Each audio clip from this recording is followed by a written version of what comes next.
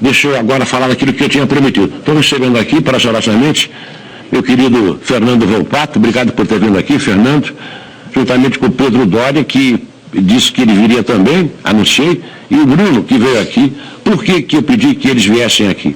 Porque ao longo dos últimos 15 dias, muito se falou dessa reforma do Santos Futebol Clube.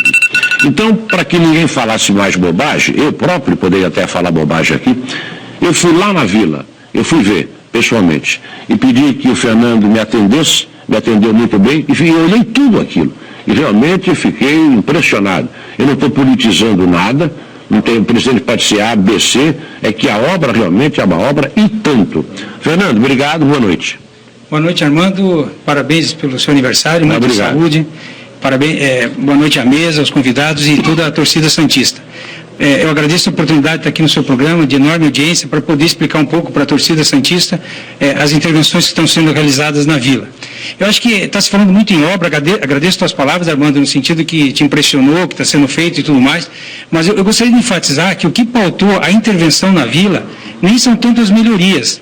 Na verdade, houve uma preocupação maior com a manutenção de algumas instalações que de fato exigiam uma intervenção mais prolongada, em locais de difícil acesso e que, vamos dizer assim, exigiram essa intervenção. Eu vou detalhar um pouquinho mais à frente. Aí, durante essa janela de oportunidade que surgiu com as intervenções de manutenção, nós conversamos com o presidente, com o comitê gestor, para aproveitar, né, porque eu tenho certeza que a torcida santista, depois de ficar um tempo sem poder ver o seu time na Vila, gostaria de encontrar a Vila melhor do que ela parou, né? Então, nós aproveitamos essa oportunidade para fazer as melhorias. Na questão da manutenção, é importante frisar algo muito importante, que é a questão dos refletores. É conhecimento de vocês, né, que existe um manual de licenciamento de estádios da CBF, que faz uma série de exigências para que os estádios possam sediar jogos da Copa do Brasil, Campeonato Brasileiro, enfim, organizados pela CBF. E um ponto importante que estava em desconformidade na Vila Belmiro era a questão da iluminação. Hoje existe uma graduação... Um pouquinho mais perto, foi isso. Isso. Existe uma graduação, vamos dizer assim, um programa da CBF... Uma exigência, né? É uma exigência, mas de forma graduada. Ou seja, para 2019, exigia-se 800 lux, mínimo. Para 2020, 1.500 lux. E para 2021, 2.500 lux, que é o nível de iluminação das arenas da Copa, as arenas modernas que foram construídas no Brasil. Então, o que acontece? No Santos já existia um laudo de medição de iluminação do campo, atestando 600 lux, ou seja, abaixo do mínimo exigido para 2019. Nessa condição, o Santos não teria como mandar jogos na Vila Belmiro do Campeonato Brasileiro e Copa do Brasil e também organizados pela Conmebol. Então, eu chamo de manutenção porque até existia um projeto de substituir já todo o sistema de iluminação, já por lâmpadas, refletores de LED, etc. e tal, já para adequar o estádio para os níveis de 2021. Ao qual que isso é um investimento de grande monta, eu posso aqui citar, nós temos já orçamento para isso, na ordem de 3,5 milhões de reais, para fazer a troca de todos os refletores. Isso, além da questão de... Quando seria a troca de todos os refletores? 3,5 milhões. Só os refletores? Para substituir todos os refletores, né? Por isso é que o prefeito de São Paulo quer empurrar o Pacaembu, porque quem mexer no Pacaembu, naquela iluminação, vai ver que o buraco é mais embaixo, vai sentir a necessidade de uma obra muito grande, né? Porque milhões, só para mexer nas luminárias, né? Não é um dinheiro fraco, né? Não é pouca coisa, não. Não é pouca no coisa. Caso da Vila, a avaliação que a gente fez é que, além da questão do recurso, né, que normalmente é escasso, havia também uma questão de time, vamos dizer, de tempo para fazer isso a ponto de poder jogar o Campeonato Brasileiro. Então, a gente fez uma avaliação da iluminação que tinha, da possibilidade de manutenção, e nós fizemos uma intervenção lá, utilizando, inclusive, é importante se diga, a equipe de manutenção do próprio Santos. Foram desmontados todos os refletores, foram tirados do local, substituído todas as lâmpadas em 100% e feito um polimento nos vidros. Os vidros estavam todos branquiçados, uma incrustação que não sai com uma simples limpeza. Então foi usado um produto especial e com um trabalho muito criterioso, com muito cuidado, da equipe de manutenção do Santos foi possível fazer então essa intervenção.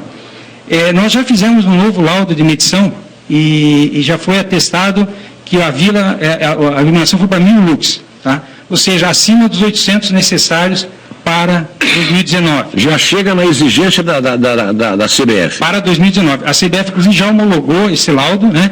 Então, eu posso aqui dizer que a vila está habilitada para jogos, né? Habilitada tanto pela Conmebol quanto pela CBF. Foi gasto uma fração do valor, gastamos menos de R$70 mil para fazer essa intervenção e habilitar a vila para os jogos.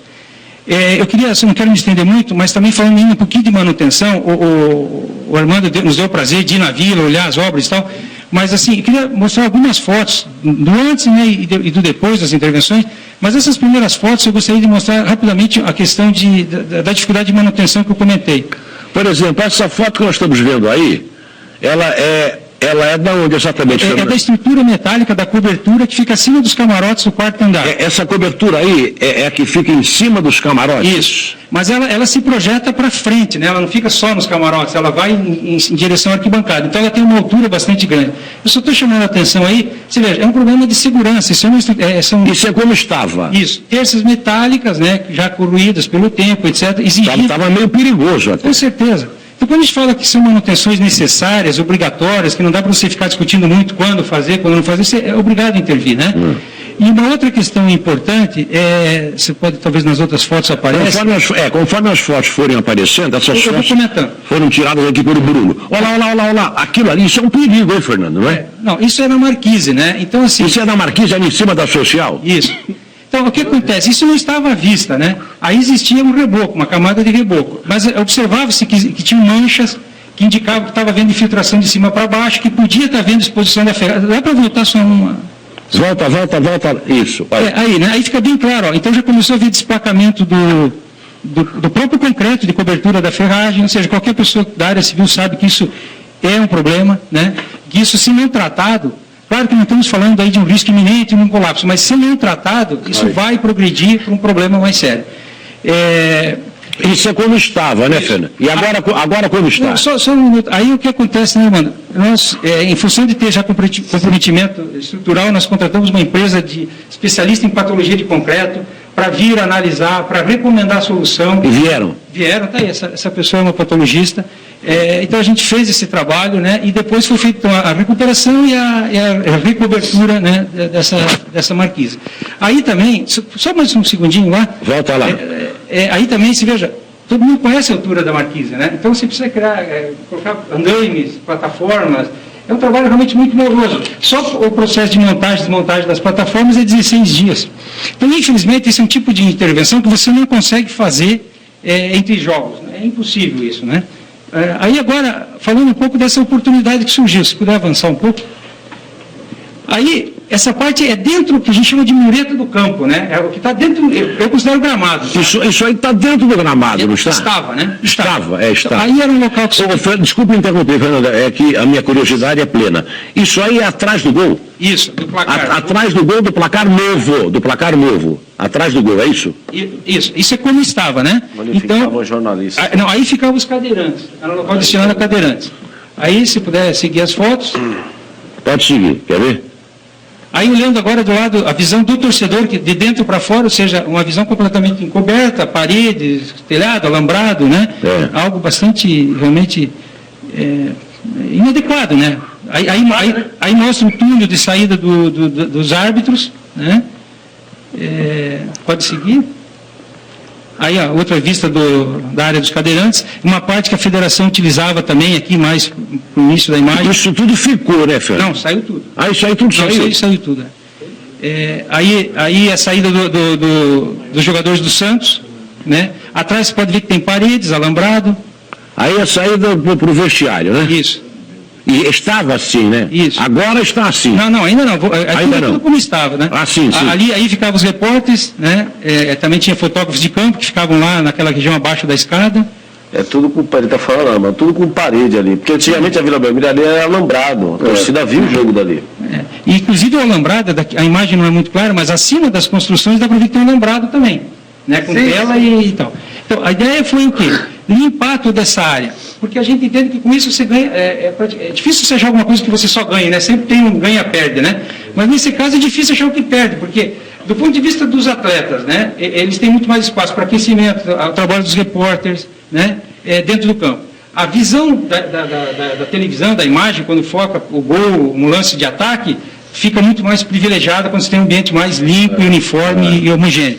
E falando do torcedor que está do lado de lá da mureta, também é um ganho enorme, porque ele passa a ter, mesmo quem está circulando por ali, para ir aos banheiros, etc., tem uma visão sempre completa. E nós tomamos o cuidado de fazer isso já desde o portão. Os portões que ficam nos corners, no caso do 1 e 2, do 7 e 8, assim que o torcedor estiver na catraca, ele já vai ver o gramado. Porque os próprios portões, vocês vão ver nas imagens, eles foram feitos com um material vazado, né? Porque, essa é uma visão que você vai ver depois como se transformou. Aí, esse lugar aí, onde é esse lugar aí? Esse é no portão I2. Quem entra no portão I2 se depara com essa imagem ali. Ali abaixo bem do lado da sala de imprensa. A torcida jovem ali. Aí atrás do gol, subida ali no placar novo, né? Isso, aí quem está entrando no portão 7 e 8, ali na frente da estátua do Zito, né? Entra e se deparava com essa situação aí, né? Com essa... enfim, olha, aí uma imagem dentro do campo. A torcedora santista conhece bem isso, né? Isso não é de hoje que está lá. Então, mas a ideia foi realmente, então, limpar essa área, dar uma harmonia estética, melhorar o trabalho dos profissionais e uma maior visibilidade para a torcida. E, Fernando, aqueles profissionais que ficavam atrás do gol, naquela casinha ali, onde é que eles vão ficar agora? Então, são dois espaços que nós tivemos que criar novos, né? O dos cadeirantes, das pessoas com necessidades, né, especiais, e desses repórteres. Nós utilizamos aquela linha de camarotes que tem no nível do campo, e numa extremidade foi destinada para os repórteres de campo e na outra extremidade para os cadeirantes. A gente depois vai aparecer, aí mostra sendo feito, onde eu comento ali, dos repórteres de campo. Aí está sendo feito bancada, vai ter também cadeiras, né, para que eles sentem, enfim. Pode seguir um pouquinho. Aí o portão sempre alto, fechado, sem visibilidade nenhuma, né? E com alambrado. Aí estava assim, né? Estava assim. Isso é tudo como estava, tá? Essa obra era uma obra dentro do gramado. Dentro do gramado. Nós não mexemos nas dimensões, né? No entorno do campo. O que a gente fez foi realmente limpar essa área aí. Sim. Agora sim, como ela está. Agora como ficou. Exatamente. Olha a diferença agora. Então você veja que não tem absolutamente nenhuma construção mais, a mureta é a divisa, né? O gramado ele vai até... Então você tirou o alambrado e botou vidro, é isso? Nós tiramos todas as construções internas, tiramos todas as paredes que estavam acima de um nível de 90 centímetros e colocamos Olha como é que ficou agora, tá vendo? Está vazio, não tem? Diferença. Olha o espaço que tem agora atrás do gol.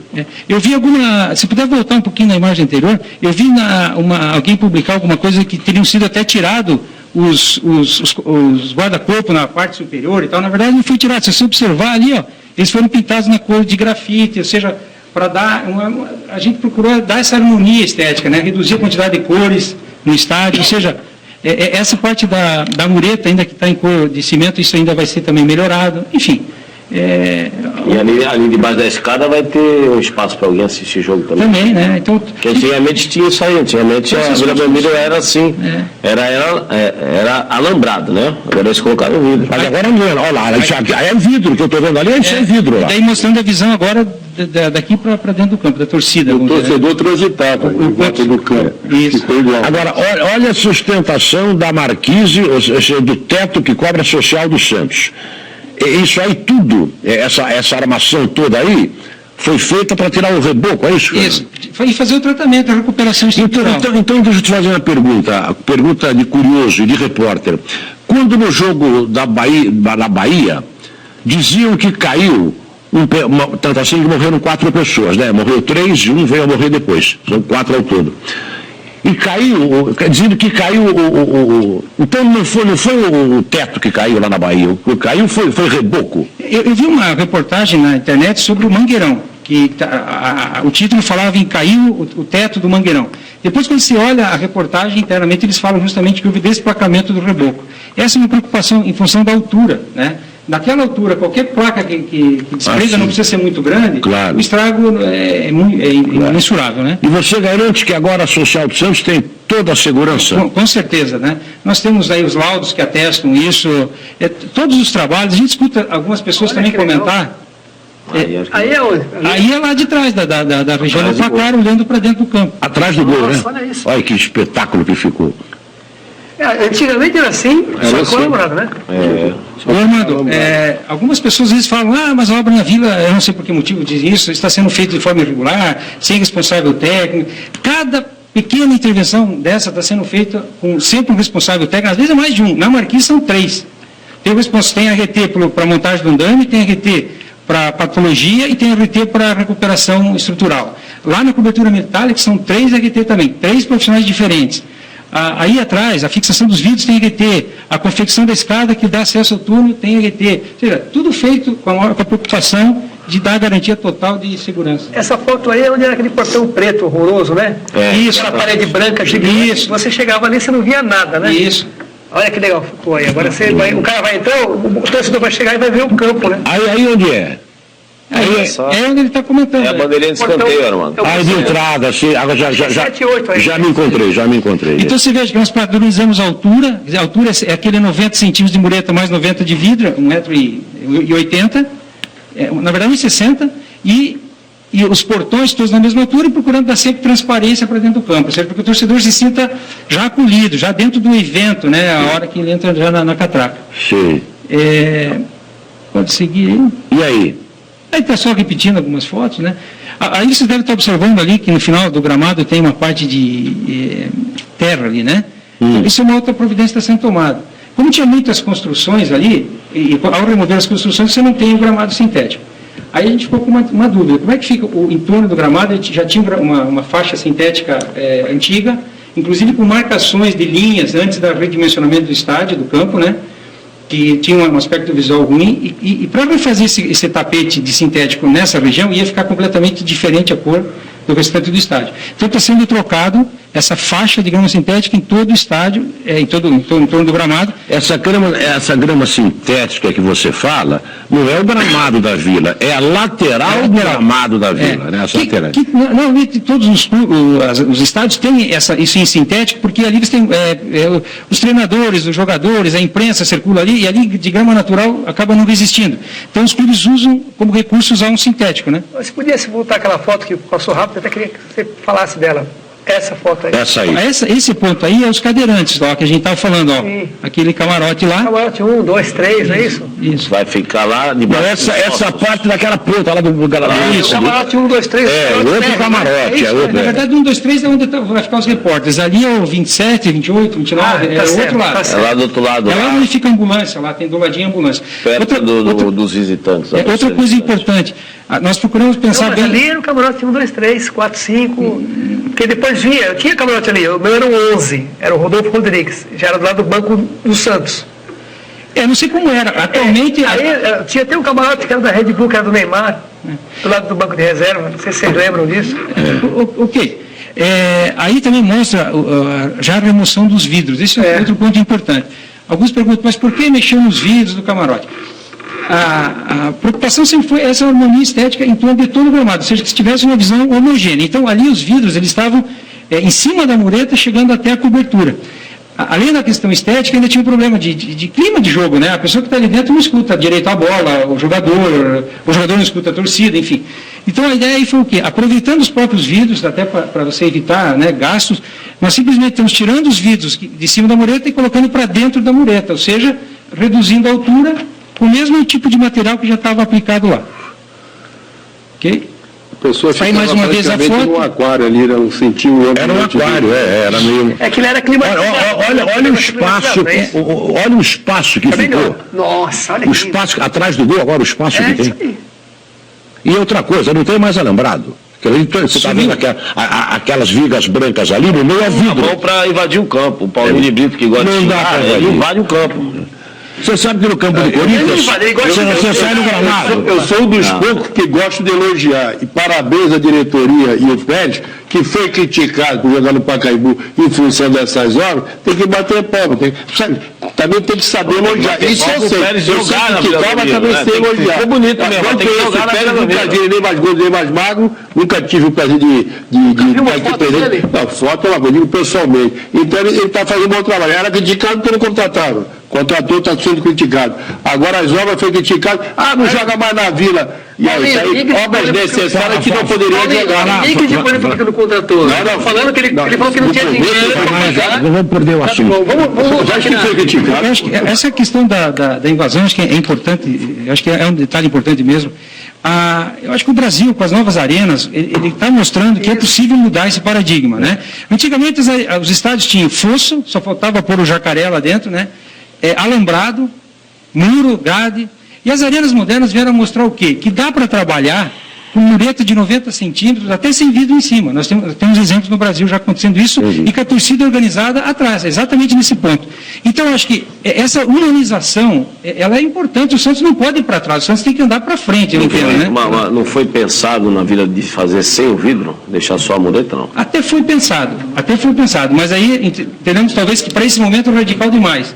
Até porque no restante do estádio já tinha vidro. Aí a gente, vamos talvez ir passo a passo, né? Mas assim, tomamos o cuidado de conversar com a Polícia Militar, nós tivemos uma reunião no comando da Polícia Militar para falar do projeto, falar da ideia. Essa foto aí, desculpa te interromper, mas essa é a visão do camarote dos cadeirantes. Tá. A visão do camarote dos cadeirantes, aí. Ela até vai ficar ali. Já sei. Onde é os camarotes com o nome dos goleiros? Isso. Agora, Fernando, no Santos havia um banheiro químico ali atrás do gol? Eles ainda estão lá, mas estão saindo. Amanhã já vão ser retirados. Tá? Não, porque eu falei para uma pessoa que tinha um banheiro químico e ela quase me bateu. Você está louco? Verdade, tem. Outra coisa, também me desmentiram. Eu falei que o Gustavo Henrique, com a sua altura, para entrar no gramado, tinha que abaixar a cabeça para passar no túnel. E vocês consertaram, isso é verdade também? É verdade, só com um pequeno adendo, né, Armando? Realmente, tanto o turno da arbitragem quanto dos jogadores, se a pessoa é alta, ela tem que se abaixar. Nós já fizemos uma melhora ali, eu diria de 90%. Ainda tem um pedacinho do turno que passa um cabo de alta tensão que nós precisamos fazer um reposicionamento. Então, eu não vou dizer para você que é 100% verdade, você está falando, é parcialmente uma verdade. Tivemos essa preocupação, de fato, o jogador poder descer sem ter que se abaixar, mas aí a gente se deparou com a situação. É uma linha de alta tensão que precisa ser reposicionada, relocada. Tem uma parte muito pequena ainda do túnel e ficou com esse inconveniente. A gente fez o que foi possível neste momento e estamos trabalhando nessa possibilidade. Eu estava só falando da Polícia Militar, né, que eu acho que é um ponto importante. Claro que no primeiro momento todos ficam assim, é uma mudança de fato de paradigma, mas a gente colocou para a Polícia Militar que é um projeto mais amplo, que não é só mexer em mureta e vidro. A gente colocou assim, nós vamos trabalhar com o que as arenas também modernas fazem, trabalhar com os stewards ali dentro do campo, usar monitoramento portátil com o próprio segurança, que grava imagem e áudio daquela cena ali que está acontecendo. Ou seja, a gente precisa trabalhar então no monitoramento para, eventualmente, se houver algum tipo de atitude, vamos dizer, inconveniente, incorreta de algum torcedor, isso vai ser registrado e aí vai ser objeto, obviamente, de responsabilização. Fernando, por que o gramado está todo queimado assim? Mas isso é uma boa pergunta, né? O que acontece? No final do ano foi feita a intervenção normal do gramado, né, que é a fresa, a remoção de todas as folhas, e aí a grama ela se recupera, ela recupera, vamos dizer assim, com sol e chuva normalmente. Depois dessa intervenção, a grama ficou bacana, lindo, o gramado, para a prática do futebol sem problema, mas apareceram muitas manchas, que já não era de agora, de outras ocasiões, de coloração diferente, formava como uma espécie de mosaico no gramado. É uma questão estética, tá? Não é para a prática em si do futebol. Aproveitando de novo essa oportunidade, junto com a empresa que faz a manutenção do gramado, é uma empresa que faz inclusive do Pacaembu, de outros estádios, decidiu-se recortar esses... Onde eu falei que tem que abaixar a cabeça é ali, né, para entrar. É ali que nós fizemos a intervenção. Você veja que agora você entra direto, não tem mais aquele... A entrada do túnel. Zigue-zague que tinha antes, né? E fica ali, a 1 metro ali da torcida, né? Voltando só na grama, Armando, então foram retiradas essas placas, recortado e feito o replantio. Essa grama já está replantada e aí uma aplicação de areia para nivelamento do gramado. Entendi. E esse replantio que você falou de grama, você acredita que possa estar em condição para o dia 11 de abril? Não, é tranquilo, isso é tranquilo, Armando. Aí o que você está vendo aí, dá a impressão que não tem grama embaixo, né? Tem fotos, inclusive, anterior a essa com o gramado verde já. Aí é que assim, quando você replanta, você acaba tendo alguma desuniformidade na superfície do gramado. E aí, então, essa areia, né, ela ajuda você a nivelar. E, então, nós temos ainda tranquilamente tempo, pode ficar tranquilo que a grama vai estar impecável para a inauguração. Legal. Deixa eu te fazer outra pergunta, Luciano, espera um pouquinho só. Essa foto aí, isso aí, onde é isso aí? Se pudesse parar, a foto vai estar entrando no vestiário. Não é isso? Isso aqui está na torcida jovem Mas ali. que local é esse? A entrada do Santos. É o vestiário do Santos? Não é perigoso, assim, de arremessar... Então, aí... Numa derrota do time, sabe como que é? Se puder voltar um pouquinho... Os cabeças de vaga que ficam jogando coisas. Se puder voltar na... Aí, ó. Aí. Se puder voltar na tela, você veja que tem uma pequena mureta dentro, né? Acima dessa mureta vai ter uma proteção de vidro lateral e uma superior, na mesma altura da outra, tá? Para evitar que façam algum jogo, um objeto, um A mesma coisa no vestiário da visitante, arbitragem. né? Então, da arbitragem que está no mesmo lado, aí também vai ser feito o mesmo tipo de processo. Aí já é o do visitante? Não, aí é do Santos. Duas,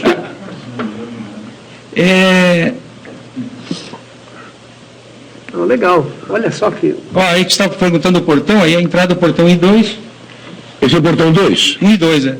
O 12? Sei. Tem uma boa visão do campo. Boas fotos, sim. Tá de parabéns, o Bruno. Armando, se me permitir, se o torcedor olhar no site da federação, ele vai encontrar ainda lá que o jogo do Santos contra o Atlético Goianiense está marcado para o Pacaembu. Mas o Santos já encaminhou ofício, né, para a federação, solicitando a transferência do mando para cá. Porque então, a federação a confederação dá no site dela que o jogo Santos e Atlético de Goiás, jogo de volta, será no Pacaembu. O Santos já mandou esse ofício? Já. Então o Pedro pode falar depois melhor. Reverteu então para a Vila Belmiro? É isso, nós já solicitamos. Para marcar um jogo, nós dependemos sempre do aval da federação. Claro. Como o Santos tinha solicitado a interrupção dos jogos na Vila, né? A federação automaticamente foi marcando os jogos para o Pacaembu. Sim. Mas nós já então oficializamos a federação, né, solicitando esse jogo para a Vila Belmiro no dia 11 de abril. Tá. Eu tenho duas perguntas de telespectador. Uma é do presidente do Tubarão, que é Santista Roxo, também é alvinegro lá de São Vicente. Ele pergunta se os banheiros químicos vão continuar. E outra é do Sérgio, que ele fala da iluminação. Normalmente os goleiros acabam tomando aqueles gols bobos em função da iluminação. Só que agora vai ficar tudo clarinho, né? Não vai ter como tomar aqueles gols por causa de sombra, de refletor. Veja, né, nós praticamente... Ficou acima, era 800. 800, que é o mínimo, nós estamos com 1.000, né? Quanto era antes, Fernando? Então, veja, o projeto original da Vila, e por isso nós tomamos a decisão pela intervenção, é 1.200 lux. Ou seja, originalmente a Vila atenderia os 800 desse ano, mas só que o laudo de medição realizado atestou 600 lux apenas, ou seja, metade do projeto original. E é facilmente explicável por que isso, tá? Porque aí nós vamos levantar o histórico de troca de lâmpadas e a informação que tivemos é que em 20 anos, né, mais ou menos esse período que existe o sistema, tinham se trocado meia dúzia de lâmpadas, 5 a 6 lâmpadas. Então, você pode dizer o seguinte, na verdade as lâmpadas tinham 20 anos. Isso somado aos vidros ofuscados por brancos, aí deu o que deu. Aí você vai dizer, mas como é que vocês imaginaram que fazendo a manutenção daria? Aí a gente ainda fez um teste. Tiramos 2 refletores, deixamos um tal qual estava, o outro nós fizemos a troca do refletor e a limpeza química do vidro e fizemos a medição com o luxímetro dos 2. E observamos que deu 100% de diferença. Então a gente imaginou, extrapolando, que se isso deu para 2, vai dar para tudo. Aí fizemos todo o trabalho. Por que essa decisão era importante? Porque aí podíamos não ter tempo, né? Você chega lá no final, depois de fazer todo o trabalho, você vai atestar e não chega na luximetria. Então, nós fizemos toda essa avaliação primeiro. E tínhamos uma certeza quase que absoluta que seria possível chegar acima de 800 com segurança. Tem algum refletor que fique em cima dos goleiros? Porque o goleiro reclama, eu se fosse você, ia chamar o Vanderlei e o Everson, olha, vou acender aqui, está legal, para vocês, tá bem iluminado, que acaba atrapalhando tomando gol em função disso. Eu diria que nem precisaria chamar os goleiros, o que dá para fazer, acho que esse é um trabalho que pode ser feito, já, uma vez a Vila já homologada e a iluminação, o nível estando já adequado, é possível você fazer um trabalho de redirecionamento, porque isso pode ser que com o tempo algum outro refletor saia da posição. Aliás, para você ver se a iluminação está boa ou não, você tem que ver se ela dá 4 sombras, né? Isso aí. Se você olhar para o gramado, olha para o gramado, aí você vê 4 sombras, é porque ela está perfeita. Se uma sombra só para lá, é porque tem algum... Isso, é isso mesmo. Mas só que assim, né, irmã, existe uma técnica até mais apurada que isso, né? Uma técnica antiga, mas é a verdadeira. Isso. Mas eu acho que sim, acho que cabe, né? Se tem esse tipo de preocupação, cabe até contratar uma empresa que vende, fazem esse tipo de análise, né? Da distribuição, se isso tem algum ponto de ofuscamento ou não. Acho que isso talvez fosse... Agora, Fernando, quando a gente chegava lá em cima, por exemplo, a gente saía do elevador para ir para a cabine de rádio, para ver o jogo lá na Social, você saía do elevador, ali no quarto andar. Quando você saía do elevador, você olhava para cima, Tá cheio de fio, a fiação um baralhado de fio, de cano, e olhava um aspecto até ruim. Aquilo foi mexido ou não? Mas ali, você tocou num ponto importante, né, que é uma reclamação também do torcedor santista com respeito a banheiros, lanchonetes, né? A gente sabe que... Tem um banheiro que era do lado, eu nunca vi um banheiro do lado de uma lanchonete, quer dizer, o odor chegava na lanchonete. Né? Então, Armando, esse é um trabalho que a gente vai ter que fazer. É evidente que nós vamos conseguir resolver todos esses problemas para a reinauguração. Eu sempre tenho dito assim, né, que nem toda melhoria na Vila vai precisar de paralisar jogos, né? São algumas situações que te obrigam a fazer isso. A ideia é que você vai melhorando o estádio aos poucos, né? Obviamente, existe também um projeto de retrofit na Vila, que pode ser mais radical a intervenção, isso depende da evolução desse plano diretor de investimentos que está sendo conduzido, mas em havendo oportunidade, né, em não se fazendo uma intervenção radical, isso vai depender um pouco desse projeto, a ideia é ir melhorando esses espaços. Você quer dizer que as obras mais essenciais estão sendo completadas, isso. Mas outras obras menores continuarão, é isso que você está falando? É isso, eu estou dizendo assim, abrindo um parênteses, Armando, porque é o seguinte, se fala em retrofit da Vila, né, a gente precisa abrir um parênteses aqui. A questão do retrofit é mais do que um projeto da Vila Belmiro, né, porque a Vila Belmiro abriga várias funções lá que não é só o futebol. Você tem alojamento da base, alojamento feminino, tem o futsal, tem várias coisas lá. Fernando, por favor, explique o que é retrofit da Vila, para o telespectador. Retrofit é um termo em inglês, mas que seria como se fosse uma grande reforma, mas só que mais radical. De fato, ela muda bastante as características do espaço que você está fazendo o tal do retrofit, né? Mas o retrofit é uma reforma. No caso do Santos, pretende-se, está se estudando uma reforma realmente ampla e abrangente. Mas eu estava citando assim, que para fazer... Inclusive, existe até a possibilidade de fazer um estacionamento onde é o Salão de Mármore, é verdade? Para os ônibus das delegações, e a no Santos tem que ficar na rua, entrar, tem esse problema. Se bem que o espaço ali é pequeno, né? Mas é uma boa ideia. Na verdade, não é no Salão de Mármore, a ideia do estacionamento seria, das delegações, etc., seria onde é a quadra de futsal. Né? Aí você receberia as delegações ali, e nessa região onde tem Salão de Mármore, Memorial, etc. No ginásio aqui em Jasgúrio? Isso.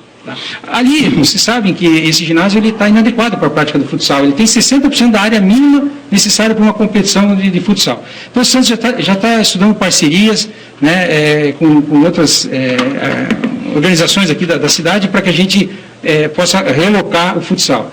Enfim, essa ideia de usar a quadra seria para a recepção das delegações.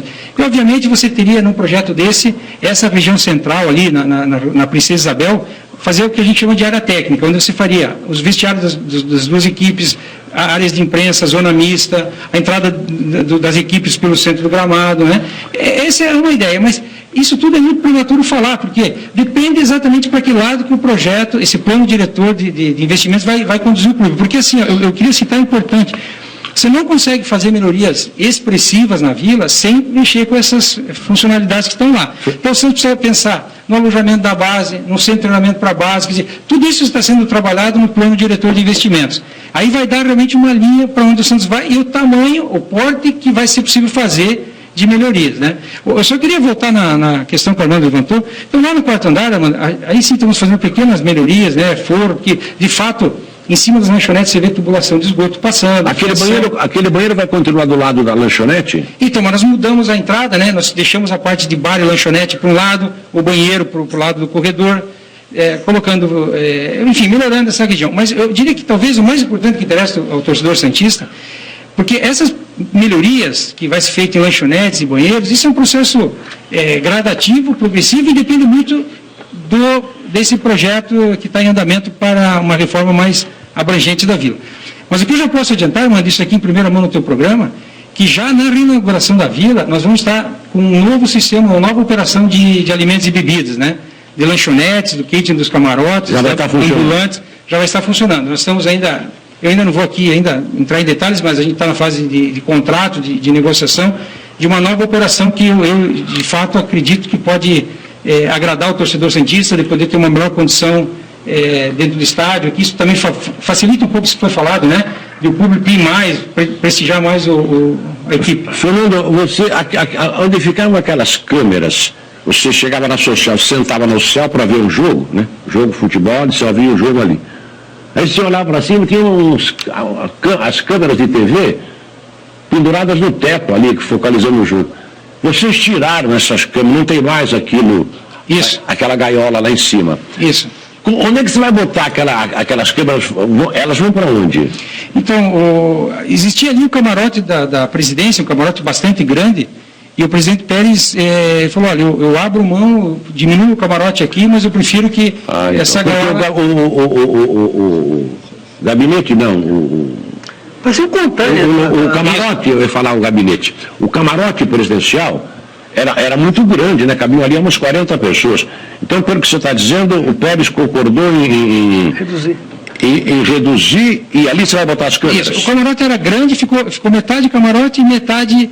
Inclusive nós conversamos também, trouxemos uma emissora de televisão para ir ali olhar, validar, né, o que a gente estava pensando em fazer, porque a questão dessa gaiola que se fala, além da questão estética terrível, ela ficava ali em cima do torcedor, atrapalhava a visão da pessoal da imprensa, né? Enfim. Era meio sinistra aquela gaiola. Sinistra. E ela tinha uma dificuldade para subir lá, inclusive. Não era fácil para o profissional subir com os equipamentos lá em cima, etc. Então isso foi retirado, a marquise está plana. Eu ainda, se eu tivesse que fazer câmera, eu com esse corpinho aqui, eu subiria lá. Agora, esses aqui não subiriam jamais. Esses aqui, e aquele ali, é isso? Não, o Luciano sim.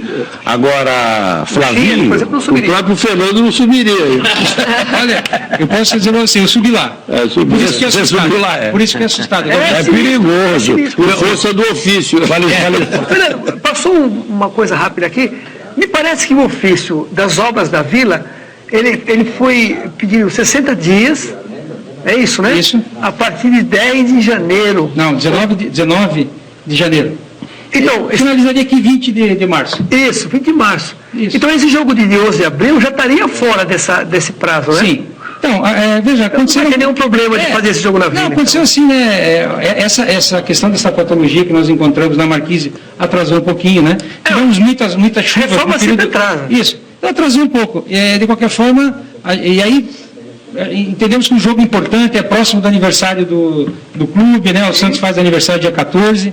Então a gente acha que dia 11 é um jogo bacana, um jogo que... Simbólico. Simbólico. E que cabe uma promoção. Nós estamos falando aqui, agora você falou da promoção, o jogo do Corinthians hoje estava lotado, porque teve promoção, sabe para quê? Mulheres.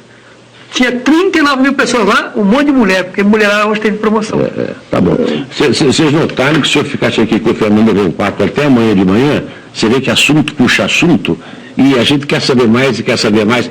Deixa eu deixar o espaço aqui para o Pedro Doria, que está presente aqui também. Agradeço muito a presença dele aqui também. Ele ouviu falar que ordenado atrasado, ele faz parte do grupo gestor do Santos Futebol Clube, ouviu todas as críticas, quietinho, não falou nada.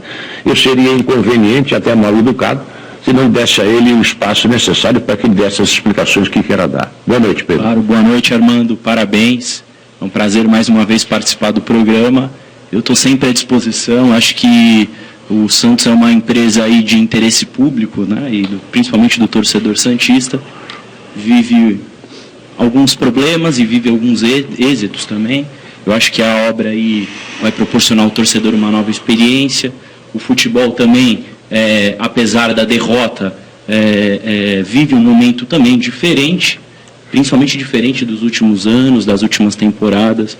E problemas todos os clubes do futebol brasileiro têm, o Santos não está longe disso.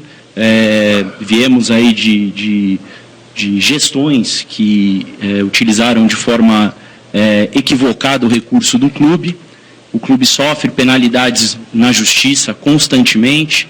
Quando se tem uma uma previsão de receber um recurso volumoso, como o do Rodrigo e de verbas de televisão, verbas disso, daquilo, os credores começam a cobrar e aí você acaba tendo uma dificuldade no seu fluxo de caixa.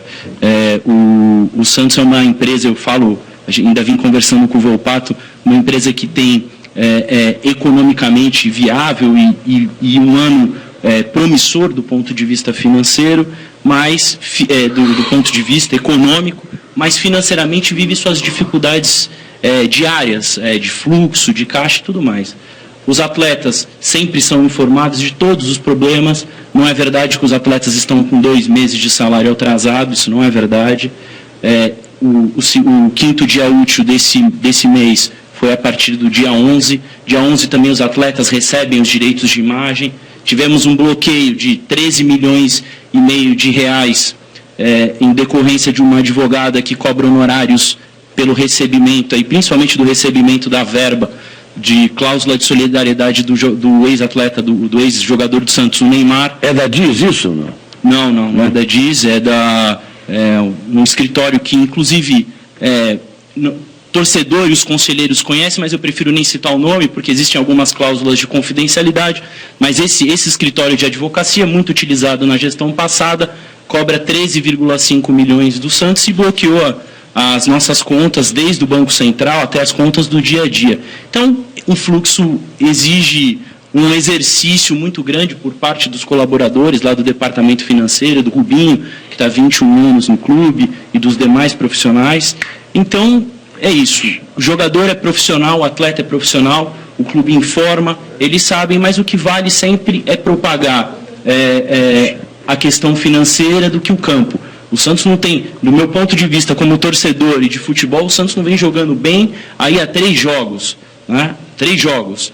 E não, como disse o Luciano Batista, não marca gol, não marca 2 jogos. Então existe, um momento é um momento do futebol, o clube tem uma gordura e a diretoria, o Volpato, todos os funcionários do clube fazem um grande esforço para dar a melhor condição aos atletas.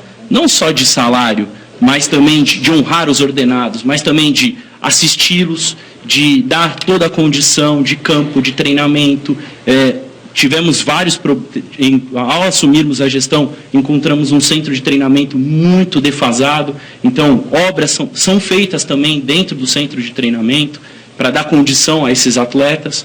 E é isso, e a equalização sempre da folha, a redução de atletas que não estão sendo aproveitados. O clube emprestou aí diversos atletas, tem atleta no profissional que está no 4º empréstimo, e o clube não consegue dar destino, às vezes empresta, ou a maior parte dos atletas que foram emprestados, os clubes não honraram com salário, e o Santos é solidário, o Santos tem que honrar, então também encontra essa dificuldade. E aí o atleta acaba o campeonato, aí o Guarani tem alguns atletas nossos, acaba o campeonato, o clube vem e faz um acordo, acha que o Santos Futebol Clube é banco, né? E o empresário faz a pressão absurda para colocar o atleta em qualquer clube, ou no clube que o atleta quer, e a gente já vinha de alguns problemas com o Guarani, por exemplo, Avaí, Curitiba, Paraná. O Kleber não recebeu quando foi emprestado, né? O Kleber, acho que todos os empréstimos que foram feitos dele, o Santos não recebeu absolutamente nada do clube. É acordo em cima de acordo. O Santos ainda tem 2 milhões e meio... Como é que funciona isso, Pedro? O atleta, ele quando é emprestado, o Santos tem a obrigação de pagar, a lei exige o quê? Quando você empresta o atleta, se ele entra na folha do outro clube tem que honrar. O Santos é solidário, se o clube não honra, o Santos tem que... É fiador, né? Então, não somente isso, mas também direitos de imagem dos atletas que não são pagos nesses clubes de empréstimo. E a gente tem aí, público e notório também, a ex-prestadora de serviço de bilhetagem, que também não vale a pena nem falar o nome, que foi implementado na gestão passada, que nos deve 2 milhões e meio. 2 milhões e meio de ingressos e bilheterias. Né? Essas obras que estão sendo feitas, quem está pagando é o sócio-torcedor. Né? Até o Rubinho me disse outro dia, ele falou, o dinheiro que entra do sócio-torcedor, que vem se adequando desde o início, desde o final do ano passado, com toda a dificuldade que o clube tem passado, o sócio-torcedor que está bancando essa obra. Então é importante os jornalistas passarem as dificuldades que o clube enfrenta para o sócio-torcedor, para o torcedor, nós também, mas também a gente expor essas coisas boas que estão sendo feitas. E com relação ao Gabigol, que eu acompanho o Flavinho já há muito tempo, desde jogador, e sempre aqui no programa, assisto o programa, eu vi que no outro programa houve um grande debate.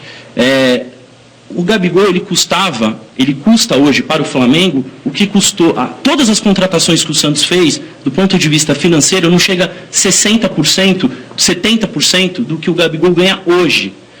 para colocar o Gabigol no Flamengo, para ele jogar no Flamengo, o Flamengo investiu 3,5 milhões de empréstimo, de 12 meses de empréstimo, 3,5 milhões de euros, mais 1,5 milhão, 1,2 milhões, acho que é o maior salário do Flamengo para ter o atleta. Realmente, para a nossa realidade, nós temos aí uma folha mensal, sem contar os encargos e tudo mais, entre atletas, profissionais, base de 5 milhões e 800, representaria um valor absurdo dentro da nossa folha. Então, a discussão é válida e tudo mais. Eu gostava muito do Gabigol, era um jogador importante, mas economicamente para o Santos é difícil.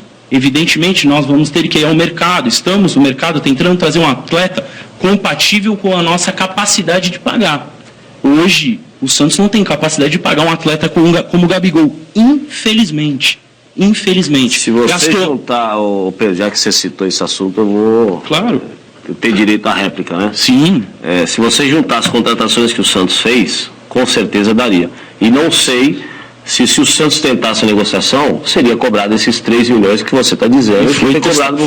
Foi tentado. Se o Santos tentasse uma negociação, eu acredito que para a Inter seria muito melhor emprestar para o Santos, porque já estava aqui, já tinha dado certo. E o salário do Gabigol, que é altíssimo, realmente é altíssimo. Uhum. Mas eu estou falando em relação ao que o Santos fez depois. O Paulinho Ribeiro fez um comentário aqui que ele... Sabe quanto custou o Gabigol nesses 12 meses que ele ficou no Santos? No começo do programa, quando eu critiquei gastar-se dinheiro, no início da gestão desse ano, eu não criticava, eu estava dizendo que o presidente estava certo em não contratar ninguém. Se não tivesse dinheiro, jogasse com o que tinha. E o São Paulo, que foi uma ótima contratação, ele estava fazendo o time jogar. Então, se você depois vem e começa 3,5 milhões de dólares por 50% do Soteldo, todo respeito. Pagos em 4 anos. O cara tem 1,5 metro de altura. Contratação, como você falou. Sabe quanto a gente pagou no Damião?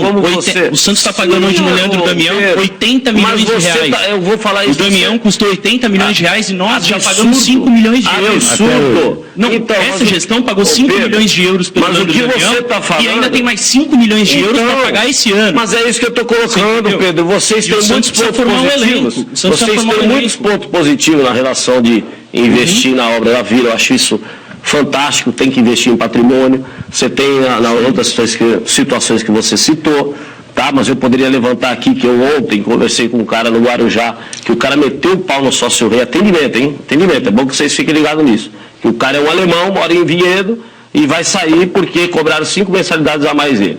Mas é bom destacar, quem cobrou foi a antiga administradora. Então, cobrou irregularmente, foi feita uma queixa-crime, uma denúncia-crime, inclusive existe um processo, ela cobrou inadequadamente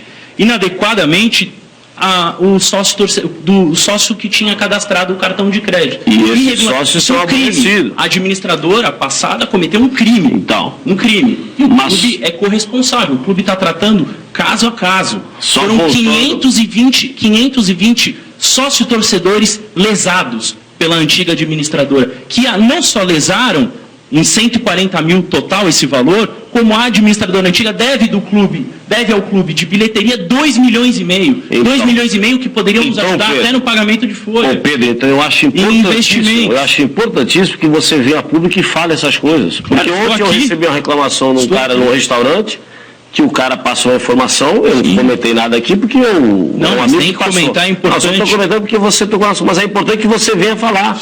Para que porque tem muito sócio que está sendo cobrado e os caras estão bravos. E esse cara já falou, eu vou sair de sócio, então você está perdendo sócio. Quando você vem esclarecer, vai ter muita gente que vai entender. Você sabe quantos sócios do Santos hoje tem? Adimplentes? 30 mil sócios. 30 mil sócios adimplentes. No último mês, o Santos teve 1.600 novas, me perdoe ao Daniel e ao Frazão, mas em torno de 1.600 novas adesões.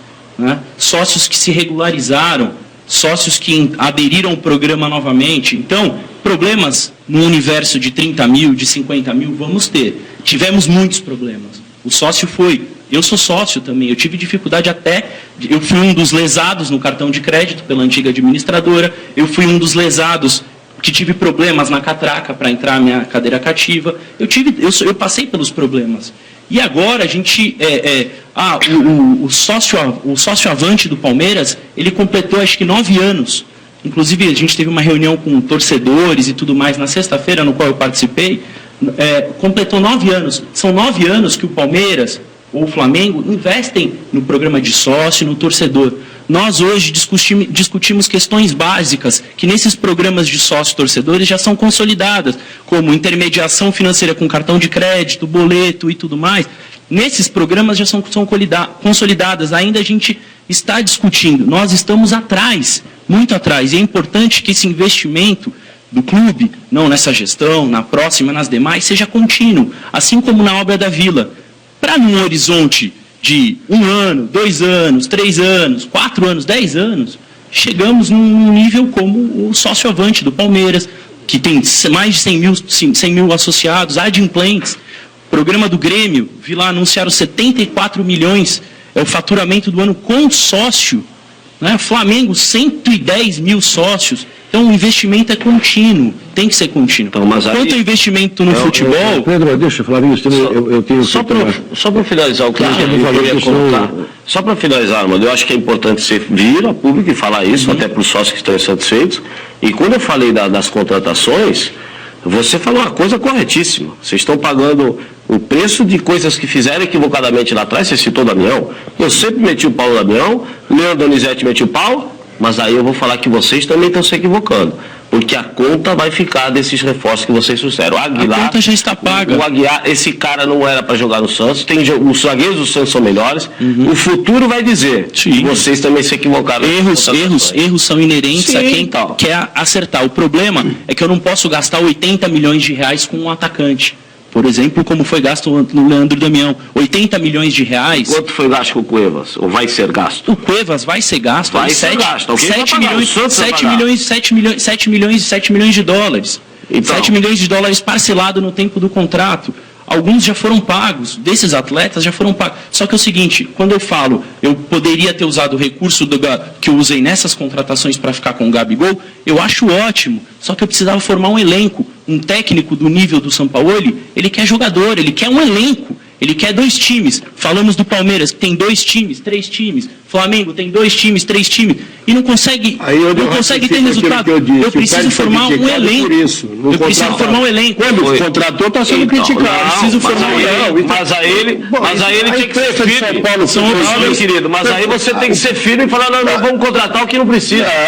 Mas os jogadores aí, a gente não precisa. Por exemplo, se eu tivesse na diretoria, o Cueva eu não contrataria. Eu colocaria o Lucas Lourenço, que por acaso é de São Vicente, para jogar no time principal. Sim, mas o técnico, joga então, tanto futebol. eu sou fã, eu estive no Mundial Sub-17 com o Santos, sou fã do Lucas Lourenço, dos atletas, do Sandri, do Ivonei, esses atletas todos do Sub-17, só que eles ainda não estão em condições do profissional. Eles treinam lá, eles ficam no sparring, o técnico acompanha eles diariamente. Só que precisa de atletas rodados, experientes. Erros são inerentes. O técnico não quer formar, ele quer pegar o cara formado já. Sim, exatamente. Eu estou vendo o tempo correr, fico nervoso aqui, porque eu vendo o relógio não para, né? Por exemplo, um dos meus filhos, está vendo o programa, está perguntando o seguinte aqui, ele pergunta se a grana do Felipe Anderson foi travada pela justiça. Não, o que foi travada pela justiça semana passada foi o dinheiro do cláusula, a primeira parcela da cláusula de solidariedade, mecanismo de solidariedade do Emerson Palmieri. Ficou retido porque a advogada bloqueou o Banco Central. Então o dinheiro que vem de fora bloqueia. Está explicado. Eu vou fazer um tema-roupa aqui. Manduca, o conselheiro do Santos Futebol Clube, Matheus Rodrigues, que é membro do Conselho Gestor, neste momento está assistindo o programa. Mandou um abraço a todos. Meu grande amigo Matheus, grande parceiro. Aqui, tá bom? Outra colocação aqui, o Rick, aqui da Rádio 107,7, pergunta, onde está o camarote da presidência? Já foram cabines de TV. Nessa reforma de voltarem de onde não deveriam sair, por que o camarote da presidência é suficiente para 8 pessoas? Fora isso, tem a tribuna de honra, do lado que fica o placar acima da social. É isso? Acho que não sei se entende bem. Foi reduzido, como o Volpato disse, ele cedeu metade do que era tem um número suficiente para receber convidados e o comitê de gestão, diretoria... Pedro, tem a pergunta aqui, não pode deixar de fazer, uma das últimas até, vamos marcar para você voltar com mais calma aqui, mas o pessoal já são dois, um conselheiro e outro associado. Pergunta o seguinte aqui. É fogo. A respeito do Brian Ruiz, vocês pagam para o Brian Ruiz mais de 400 pau por mês, né? O ordenado dele, quando ele veio, inclusive veio a custo zero, é um jogador que a gente apostava, um jogador de seleção, jogou Copa do Mundo da seleção costarriquenha e tudo mais, é uma opção do técnico não utilizar, o Cuca também não utilizava, assim como não utilizava o Derlis, que uma das situações da saída do Derlis, do pedido de saída do Derlis foi porque ele não vinha jogando, não era titular, e ele tinha o anseio de jogar uma Copa América. Então o atleta, seus empresários trabalham nos bastidores para forçar uma ou outra situação. O Brian, ele passou por um momento físico complicado, hoje se encontra recuperado, treina muito forte, chega cedo todos os dias, é um cara muito legal, bom no trato. Infelizmente o técnico não goza da opção do técnico, ele continua treinando e busca um clube. Ele chegou no início do ano aos dirigentes e pediu que, se possível, liberasse se tivesse uma proposta. Nós prontamente acatamos e aguarda um clube para que ele possa jogar. Enfim, ele tem algumas negociações, acho que a partir da participação dele na Copa América, ele possa ter um clube, um destino. Faz parte, Ele foi convocado pela Costa Rica? Foi convocado. Então, eu espero que ele possa apresentar um bom futebol e o Santos possa negociá-lo, porque é uma sangria o jogador que não joga e você todo mês pagar mais de 400 pau. É uma sangria, né? Eu acho que a sangria maior é eu contratar um atleta que é capaz de jogar e gastar 80 milhões de reais. Não tenho dúvida. Né? Então hoje o Santos tem uma folha equilibrada. Tem os seus desvios. O Santos deve alguma coisa do Leandro Damião ainda? Devemos ainda mais uma prestação aí de 5 milhões de euros. 5 milhões de euros? Que vamos jogar no lixo no mês de setembro, infelizmente. Essa contratação do Leandro Damião, uma das coisas mais espúrias e degradantes que eu conheci em 65 anos de Santos, honestamente. Foram 23 milhões de euros pagos a Doen. Não é dólar, Euros. Nem real, é euros. Quanto? 23 milhões foi o acordo feito na gestão passada. Vamos lembrar quem é que fez esse acordo mesmo? O Santos Futebol Clube. Os seus dirigentes, inclusive é discutido até questões de comissão que foram pagas irregulares para fazer esse acordo. Foi o Luiz Álvaro na época? Não, foi o Modesto Roma. Não foi o Modesto. Não, que fez a aquisição, que fez a tomada do empréstimo, foi na gestão Odílio. Eu não questiono a tomada do empréstimo. Quem fez a contratação foi o Odílio Rodrigues. Sim. Quem fez o absurdo todo foi o Odílio Rodrigues. O recurso do jogador, esse recurso que o clube obteve, é um recurso que tem até um bom custo, porque ficamos 4 anos sem pagar absolutamente nada. Né? 1 centavo. Não pagamos nada. Absurdo. O recurso o problema foi o emprego 100% no 90% no Leandro Damião, mais os 10% aí Lucas Lima, Daniel Guedes, enfim, um recurso que hoje o clube paga a duras penas. Na gestão Modesto Roma foi feito um acordo que também é discutido, né? Pagamentos de comissão a ex-seguranças do Eurico Miranda e tudo mais, enfim, não vamos entrar no detalhe, mas o problema é o valor presente, que são os 5 milhões de euros, que já pagamos o ano passado, em setembro do ano passado, 5 milhões do recurso do Rodrigo, infelizmente, que poderia ter sido empregado na Vila Belmiro, na aquisição de jogador, no CT Meninos da Vila, no CT Rei Pelé, que precisa de muitas intervenções, e foi pago, assim, infelizmente, da forma que foi. Tem que honrar os compromissos. Pedro, eu quero agradecer muito a você, ao Volpato, a presença aqui, e vamos ver se a gente, quando estiver mais próximo no dia 11, a gente marca outra sabatina dessa. Claro, estou à disposição. Eu não fiz nenhuma pergunta que está caindo aqui. Nenhuma pergunta. A Juliana deve ter muita pergunta lá de telespectador. Não dá para fazer. A gente promete futuramente, porque o assunto iria até amanhã de manhã. nós todos trouxemos uma lembrança para todos os membros da mesa. O Santos Futebol Clube, eu vou deixar aqui, acho que o Flavinho aqui. Agora, eu entrego para. Tem que ser torcedor do Santos ou não precisa? Pode ser para qualquer um. O Santos é o time de todos. Santos é o time de todos. Tá bom.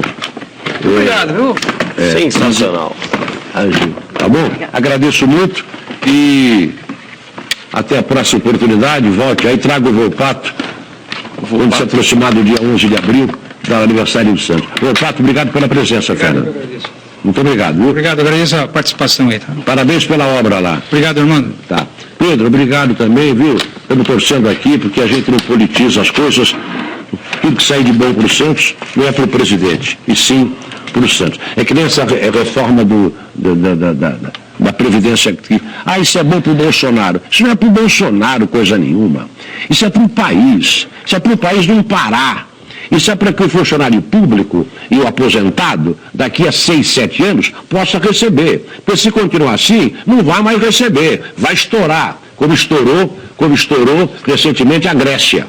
Tá certo? Como estourou a Grécia, como está estourando a Venezuela. Os que estão vivos agora, porque para se aposentar com 80 anos vai ser difícil. Vai se aposentar com 80 anos. Recebendo Paquetá, na Linha Branca. Então o detalhe é esse. O que está se fazendo aí não é o presidente, é o clube.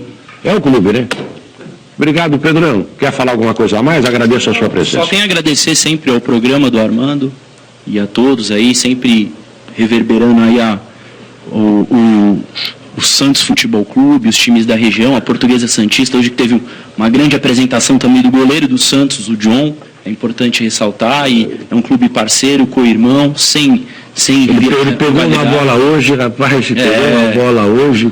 Mais um formado aí da geração aí do Arzur, também que é um grande profissional do clube, e acho que jogou com você, Flavinho, não jogou? Então, jogou, então é um prazer enorme participar. Só lembrando que o Coutinho começou com 15, o Edu com 16, Pelé com 17, o Lucas Lourenço podia estar jogando no time de cima, no lugar do Cueva ou do Soteldo. Minha opinião. Foi experimentado no jogo de Recife e não teve uma boa atuação. Ainda é um jovem valor. Mas qual é a altura do Lucas Lourenço? Não é tão grande assim. 2 centímetros mais alto que o Soteldo. 2 centímetros mais alto que o Soteldo. 1,67 m, eu acho. 68. E outra coisa, São Vicente dá sorte no Santos. Deu Vecchio, Neymar, Robinho, dá muita sorte no Santos. Lucas Lourenço, pode falar para ele que tem 17, até 20 anos ele vai crescer. O Soteldo cresce mais. Cresce mais, é verdade. E vale ressaltar também, só para concluir, Armando, a polêmica que houve na contratação do jogador Poroso, convocado aí para a seleção, vai jogar a Copa América, e é um jogador também que está à disposição do clube, né? do clube da seleção. Né? Já treina junto do profissional. Legal. Obrigado, viu, Pedro? Um grande abraço a você, obrigado. Vamos marcar agora para abril, vocês voltam, porque é interesse do público. As perguntas aqui não param, que não dá tempo não, tá? Agradeço muito a presença de vocês. Continue respondendo a pergunta que a Joana fez. Repita a pergunta.